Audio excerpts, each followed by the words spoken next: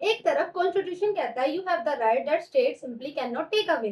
दूसरी तरफ वही कॉन्स्टिट्यूशन स्टेट को कहता है create a just and social equally society. So अगर फंडामेंटल राइट्स और डीपीएसपी में कन्फ्लिक्ट हो जाए then who is gonna win. चलिए इसी कन्फ्लिक्ट को समझते हैं। Round one, fundamental rights. Fundamental rights constitution के पार्ट 3 में प्रेजेंट है। इनका मेन फोकस है individual liberty and protection from state arbitrary action.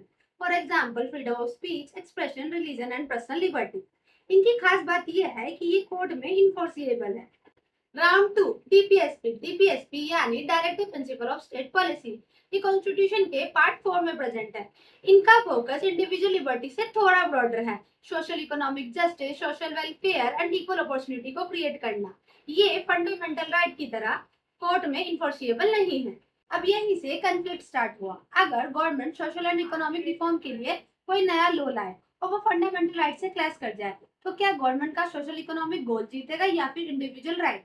इसी डिबेट ने सुप्रीम कोर्ट को दो लैंडमार्क जजमेंट दिए, Kesavananda Bharati case and Minerva wheel case. Kesavananda Bharati case में सुप्रीम कोर्ट ने कहा कि पार्लियामेंट कॉन्स्टिट्यूशन के बेसिक स्ट्रक्चर को डिस्ट्रॉय नहीं कर सकती।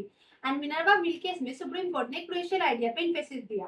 Fundamental rights and DPSP constitution के बैलेंस का पार्ट है। किसी एक को एब्सोल्युटली डिस्ट्रॉय करके किसी दूसरे को प्रायोरिटी नहीं दी जा सकती। सो फंडामेंटल राइट्स एंड डीपीएसपी का आंसर एक्चुअली हुज विन नहीं।